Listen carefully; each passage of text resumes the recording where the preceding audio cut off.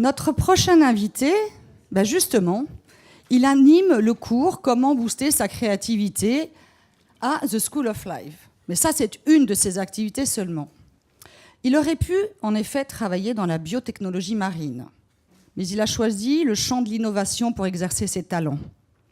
On pourrait le qualifier de serial entrepreneur, tant il met sa créativité et ses idées dans la création de nouvelles entreprises ou solutions. Après Soon, sa dernière création, Chai, une application capable de transformer n'importe quel contenu en podcast. Comme Alexis aime changer de projet et de vie, c'est tout naturellement que son talk s'articule autour de créer le job de ses rêves et la vie qui va avec, qui est également le titre de son dernier ouvrage. Nous avons le plaisir d'accueillir Alexis Botaya, fondateur de Soon et Chai.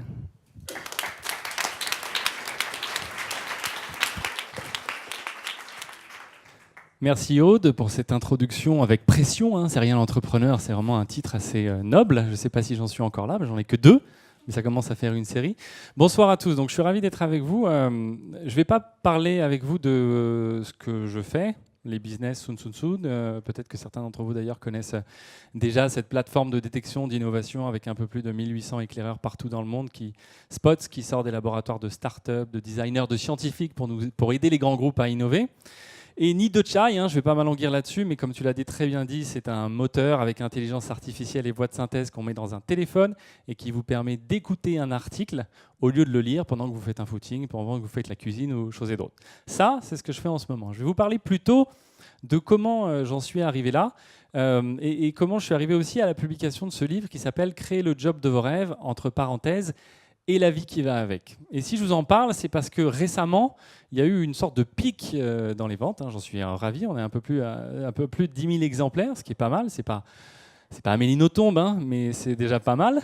Et j'ai constaté une récurrence dans ces aspirations et ces messages qui m'étaient envoyés. Je vais vous raconter la petite histoire. Moi, quand je suis sorti de Sciences Po, j'étais un peu comme tous les jeunes diplômés. Je voulais un job qui a du sens.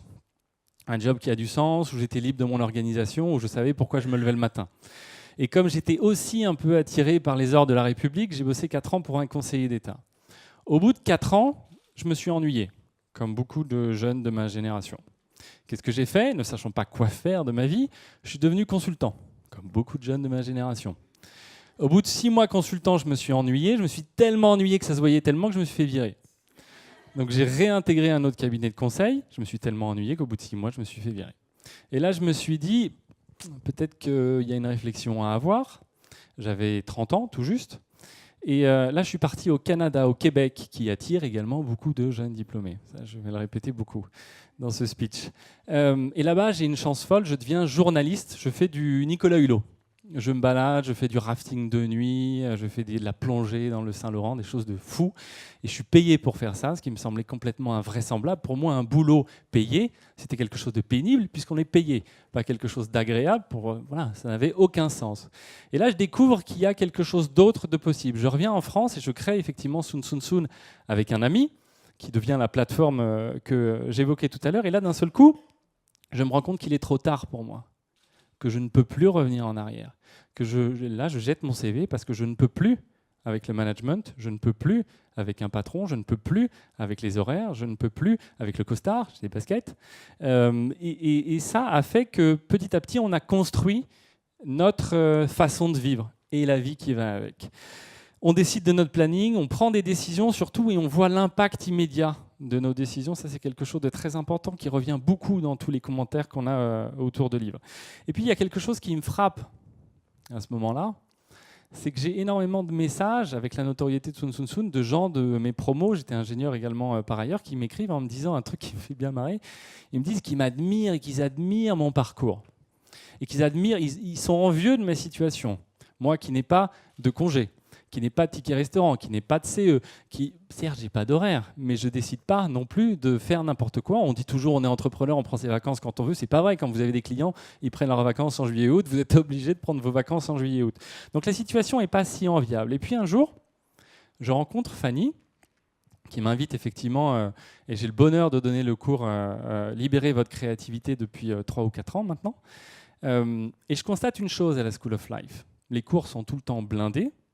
Et il y a 3 cours en particulier qui cartonnent sur une vingtaine. Le mien est 3e. Libérez votre créativité, j'en suis ravi. Mais il y en a un qui est premier et qui cartonne tout le temps, qui s'appelle « Trouver le job de vos rêves ».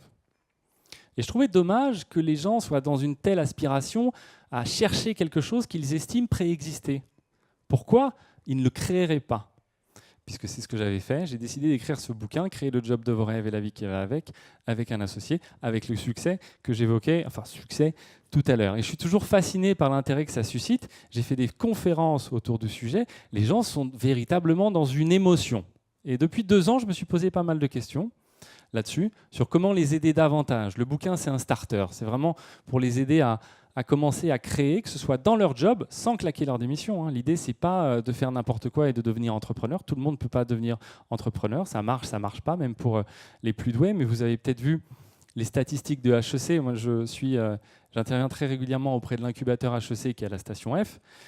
Ils ont des problèmes à HEC parce que les étudiants sont tellement dans l'entrepreneuriat qu'ils n'attendent même pas la fin de les études et ils se foutent de finir le cycle.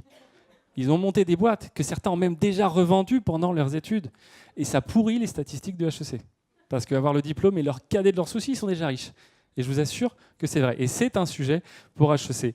Et voilà, il y a quand même un mouvement qui s'organise autour de ça. Et pour aider tous les lecteurs qui nous ont écrit, j'ai développé une méthodologie pour les aider à identifier leur passion et surtout l'adéquation de leurs aspirations avec le job qu'ils ont. Et ça, c'est quand même... alors, chez Sun Sun Sun, on travaillait beaucoup sur les tendances du futur et les choses émergentes.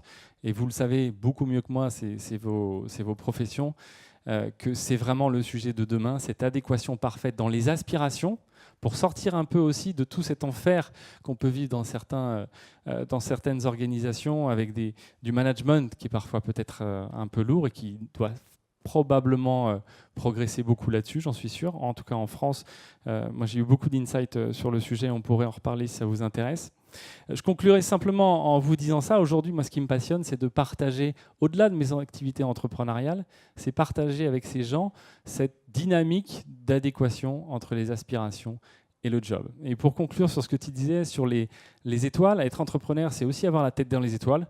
Malgré les nuages. Moi, j'ai voulu faire, petite anecdote, j'ai voulu faire une demande en mariage à ma femme en Nouvelle-Zélande, dans un lieu où il y a l'obscurité totale. Vous savez, il y en a 10 dans le monde. On voit les étoiles, le ciel étoilé sublime, il y en a 10 dans le monde. Le jour où on est arrivé, il y avait des nuages. Donc c'était fort et je n'ai pas pu la faire. Et j'ai dû attendre un petit peu plus tard un autre contexte. Mais c'est ça aussi, être entrepreneur. Garder la tête dans les étoiles malgré les difficultés et aussi les pieds sur terre. Je sais plus ce que tu disais, les pieds enracinés. Et voilà, aussi ne pas perdre de vue l'essentiel qui est, et je peux vous raconter une anecdote que j'utilise d'ailleurs à la School of Life.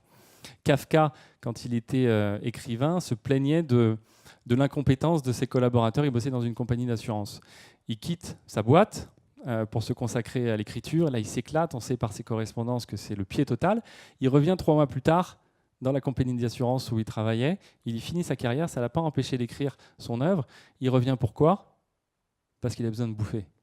Et tout simplement, il avait besoin d'argent. Et c'est ça aussi, avoir les pieds enracinés, c'est que quand on veut correspondre à ses aspirations, on n'est pas obligé de claquer sa démission, on peut rester dans son job, on peut devenir intrapreneur et faire aussi avancer la boîte, le collectif, avec une meilleure adéquation dans ses aspirations. Je vous remercie.